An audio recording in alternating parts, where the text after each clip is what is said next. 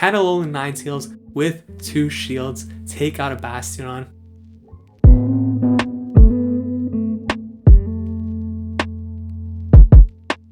What is going on, everybody? Welcome back to the channel. Ox here with another video. If you're new to the channel, we do upload Pokemon Go content mostly related to PvP, so please consider subscribing to the channel if that is of interest to you. And if you're a returning subscriber like LOL Brawl Stars, thank you for the support. In today's video, we are taking a look at some practice battles featuring some team ideas for the Open Great League in Go Battle League Season 8. Now, these teams are by no means the best teams for Go Battle League. This is more so just a template, a place to discuss some specific Pokemon, some team comp ideas, and just sort of get the brainstorm going for some potential ideas you may want to test out for the beginning of Season 8. And these battles take place before the new buff to, I guess, the poison Pokemon actually takes place, because that won't begin until Go Battle League Season 8 actually starts. So none of those Pokemon will be in this specific video. However, there are things to consider. I think with so many poison type becoming better in Go Battle League, we could expect to see less fairy type Pokemon. That could mean more Stunfisk, more steel types. There's a lot of things to consider, and of course we'll go over that in this video. Now, these teams do vary in terms of affordability. Some of these Pokemon are very expensive. I will provide some alternatives to most of these teams for specific Pokemon. Don't worry if you don't have one of these Pokemon, there are definitely a lot of alternatives. There are also a lot of Pokemon that are not featured in this video because I do not have access to them. Something like Sableye, for example, fits in perfectly to just about any team in Go Battle League. I don't have a Sableye. If you do, you can easily insert it into pretty much any line out there. XL Medicham, another Pokemon I do not have built. There's a lot of really strong Pokemon that fit into almost any team, and I just don't have access to them. But if you do, feel free to insert those Pokemon into any of these lines, or just experiment with your own lines. You know, there's a lot of really strong Pokemon. Can't cover them all in one single video. If you guys enjoy this type of content, please make sure you smash that like button. It really helps the channel grow. Leave a comment in the comment section down below. Subscribe to the channel if you have not already. And without any further ado, let's jump into the first battle right now. Alright, so jumping into the first team, we have a Vigoroth, Skarmory, Altaria here. This is a double flyer strat. The main reason why I picked Vigoroth instead of another fighter is because if you are running Altaria on this team, having another fighter in the lead would make this team double weak to Charm. Vigoroth has a better matchup there, so that's why I like Vigoroth on this specific team comp. Of course, you could use other flying types in place of Altaria, like Pelipper, but with the recent community, I think that Altaria is going to be very popular and also a very strong pick for the Great League meta in general. So in this first battle, we have a Vigoroth lead here into a Gengar. So this is a pretty neutral matchup in general. If Gengar is not running Sludge Bomb or Focus Blast, could be a lot better for Vigoroth. So the opponent swaps out into Azumarill. Now at this point, I had a decision to make. Do I come into Skarmory right away? I thought, you know what, let me actually soften up this Azumarill first with some body slams and then swap out into the Skarmory. I do have the Altaria as an answer for the Gengar still, so that's not too bad of an issue here. Vigoroth going to do some work, and at this point I actually didn't swap out, so I'm going to catch the Hydro Pump onto the Vigoroth here. This could be a problem if they have something like a Steel type in the back, because of course now my main counter to that is gone. So at this point I know that it's not going to be another Hydro Pump, so I could definitely take an Ice Beam, and I decide here it might make more sense for me to actually take one more Ice Beam and commit to a straight farm down. So that's what I decided to do here. I don't want to leave my Skarmory at the point where it gets sniped by the Gengar, but at this health range, not really going to happen. And I do have 2 Sky Attacks in case they did switch onto the Gengar. Turns out they have a Registeel in the back, so this actually is not very good at all. So I'm going to throw a Sky Attack here and then look to land the Brave Bird. I guess maybe I should just went for 2 Brave Birds if that was possible.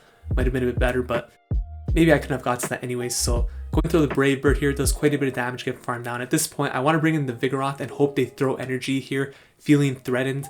And fortunately for us, that is what they do. And now they should be more or less dry on energy on the Registeel. I have Gengar into my Altaria with 2 shields. It's a very positive matchup here. From what I recall, they actually did not build up past the Shadow Punch here, so I didn't feel the need to shield. That's why I let that one go through, and I'm going to pressure shields here with the Sky Attack, of course. Their Registeel is a little bit low, so if I could get out of this matchup with even shields, I should be okay. You can see Dragon Breath is really adding up here. Gengar going to throw a move. I have to shield this one here, even if it is another Shadow Punch. Farm down, and at this point, we should be able to outpace this Registeel in terms of damage. Throw one Sky Attack here, it's going to get the shield. Registeel cannot bank back-to-back moves, so for that reason, we should be able to build up to the next Sky Attack throw that, and I believe in this range should be enough to knock out the Registeel. So we're going to take that game there. Very solid team. I do really like the idea of this team for the Great League heading into Season 8. So this next team right here is a popular team. You might have seen this a bunch in previous seasons of Go Battle League. This is a triple Weather Ball team, very spammy, very common, and of course you could alternate between Abomasnow, Alolan, Ninetales, could have Politoed in the lead, could have Pelipper in the lead. You could even run something like Ninetales with Weather Ball. There are a lot of options to consider here. You could even run Politoed with Umbreon and another Weather Ball user. It's just pretty much a spam team. You want to spam Weather Balls, really pressure the shields. So heading into this battle, we have an Abomasnow lead here into a Galarian Stunfisk. So this isn't the best lead for Abomasnow. We do have two decent answers for it in the back though. So I come in with the Pelipper, which is pretty much the soft check here for the Stunfisk. We are behind on energy, so that's not good. Going to shield the first Rock Slide here.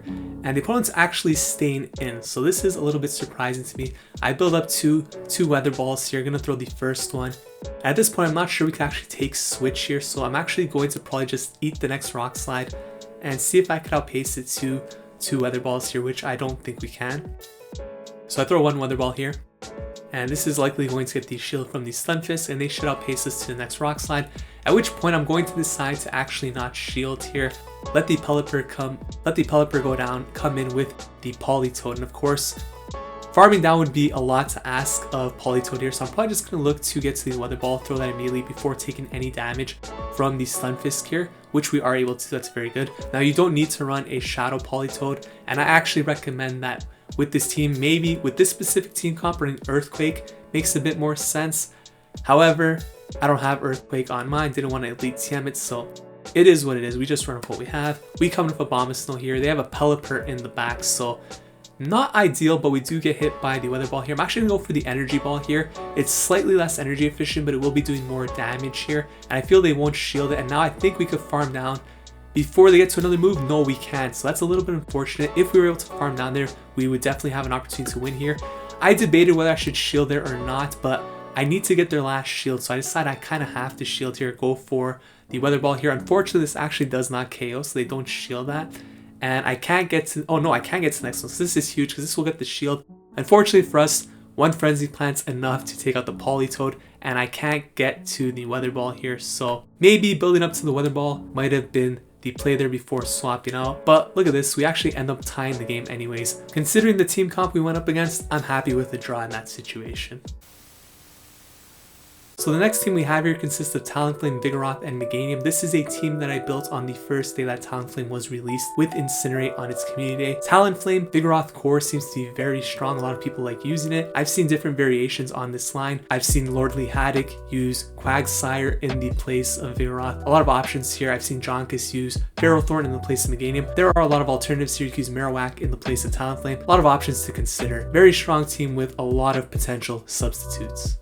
So let's hop into this battle right here. We got a Talonflame lead into a Politoed. This is a horrible lead, and this isn't great for us, so I'm going to swap out immediately into the Vigoroth here, and we get met by a hard counter in the form of Deoxys. So things aren't looking too good right now. This is kind of looking like a hard counter city line, and we can't really win switch here, so no point to shield here. We kind of just have to accept our loss here.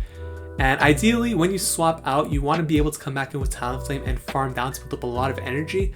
The problem is against the Deoxys, that really isn't possible. So mostly because the Deoxys does threaten us with Rock Slide, Thunderbolt, even Psycho Boost hurts. So I had a decision to make here. In hindsight, I kind of think coming with Meganium and farming down probably is the better play here. But I decided to come in with Talonflame and see if I could farm down here. I'm definitely going to have to shield up one move here.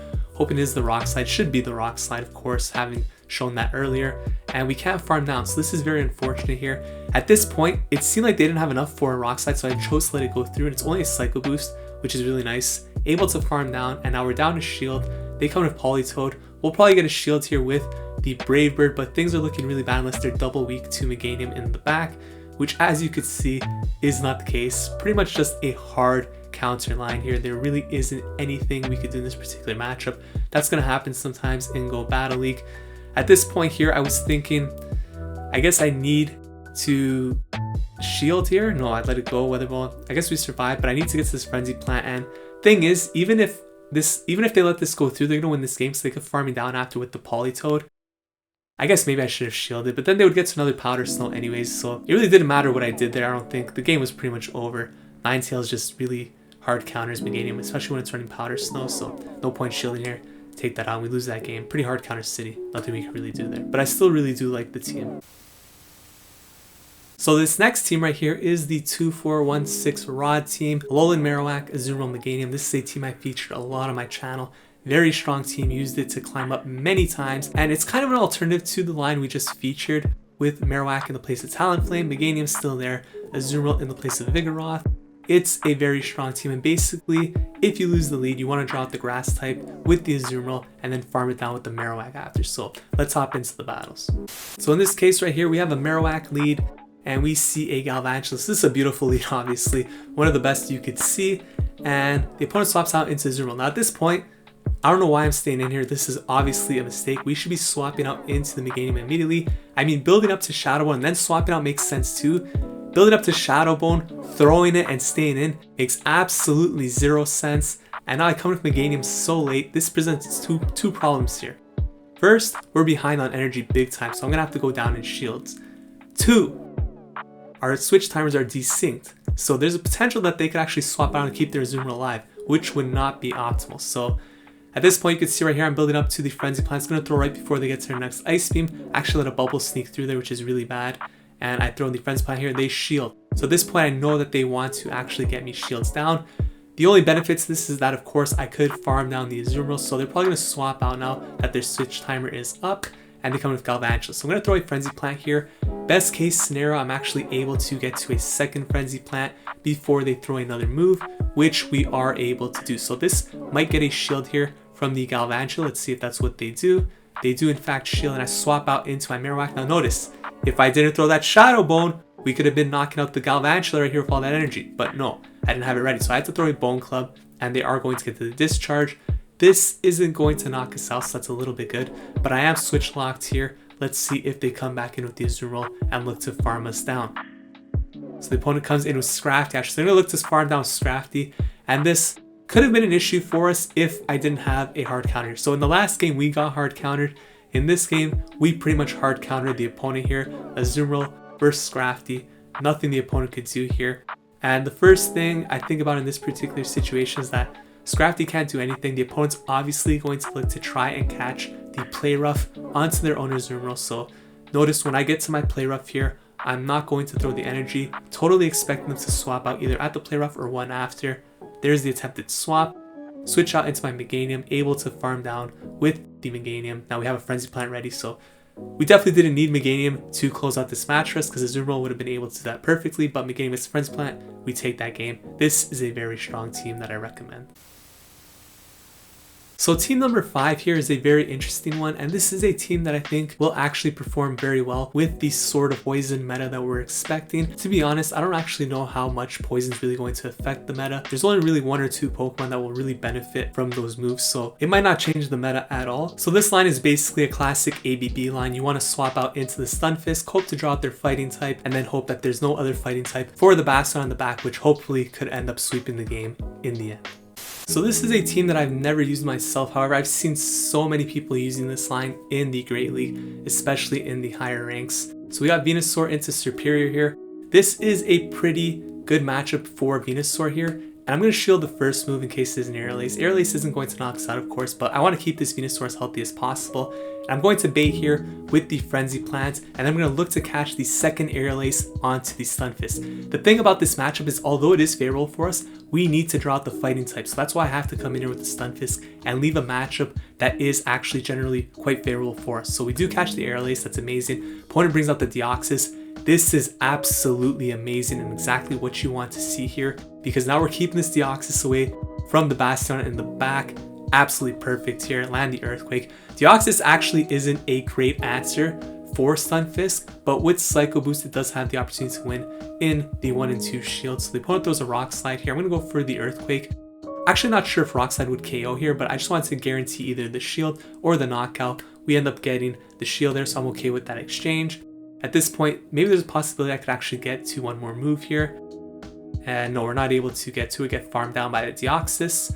and I'm going to come back in with the Venusaur. Now what I want to do here is actually throw the Frenzy Plant before they get to the Psycho Boost here, just to ensure that I keep this final shield. So I'm going to throw the Frenzy Plant here only for that reason mostly. And now if the Superior comes back in, I'm probably going to tank the Aerial Ace here because it actually doesn't knock us out. So I'm going to let this go through and probably overfarm a little bit just in case they do swap out. When I notice that they're staying in, I throw the Sludge Bomb here. They didn't catch this on another Pokemon, which is amazing for us. That's a big call right there. And it's a Pelipper in the back, so I'm trying to build up to the Frenzy Plant and then swap out.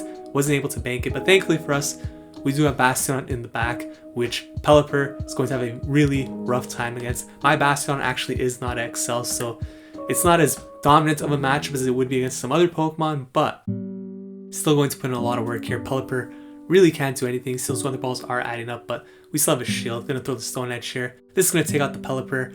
And in a nutshell, that's pretty much how the team works right there. So quite effective, classic AVB style. So for the final team of this video, we have a line created by Agent Avocado, and this is actually a team that has been featured by a bunch of other content creators on YouTube. I also used this team in my last battles of Season 7, climbed over 400 points in 3 days, so it is a very strong team. I know a lot of people don't have access to Deoxys. Some alternatives for that include XL Medicham, Mew, Hypno, and of course Politoed even would work very well with the double Weather Ball with Umbreon's safe switch on the team. So let's hop into the battle right here. We have the Deoxys lead and we're seeing a Victory Bell in the opponent's side. So very positive lead for us, of course. And we are running Psycho Boost, which is very nice. So I'm going to build up for 2 Psycho Boosts here. We're going to have to shield up 1 Leaf Blade most likely.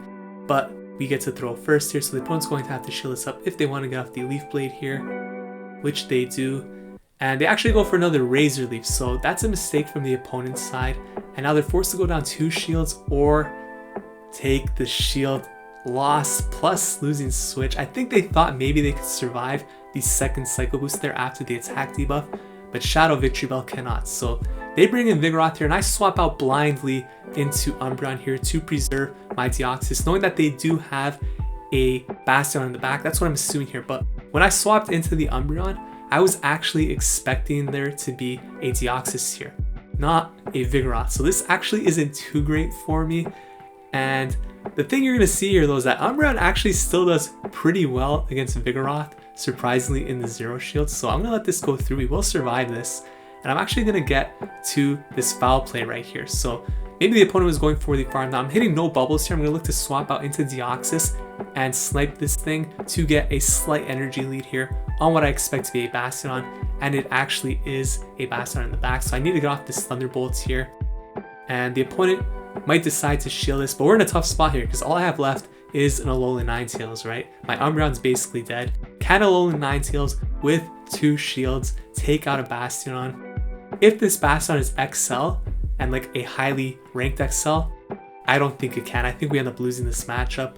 But there are a few things to consider here. 1, we sneak in the extra charm. I don't think the opponent should be going for any charge moves right here. They should just be going for the straight farm down because they're not going to get to 3 charge moves. So these shields are kind of meaningless to me at this point, but they're throwing. So that's actually benefiting us. And I need to get to 2 Weather Balls here. So sneaking in that first charm earlier is huge because that might mean that I could get to 2 Weather Balls here. And as you could see, this Weather Ball right here is going to be enough to take out the Bastiodon. So we end up winning that game. If it was XL, we probably would have lost. If they didn't throw charge moves, probably would have lost. But this is probably my favorite team for Great League at the moment. So those were some battles for a little bit of a preview of Season 8 in the Go Battle League. Just some team ideas that I'm putting out here for some of you to either test out on your own or to build around. You know, a lot of these Pokemon are accessible, some of them are not accessible. There are definitely a lot of alternatives, and there are definitely a lot of Pokemon that do very well, which I did not feature in this video, such as Mew, Medicham, Sableye, to name a few. If you guys have any questions regarding this team or just want to comment about your own teams, let me know in the comments down below. Really want to hear what you guys have to say or think about the upcoming season. If you guys enjoyed this video, please consider leaving a like, commenting, subscribe to the channel. Thank you so much for watching. I'll see you guys in the next video. Take care.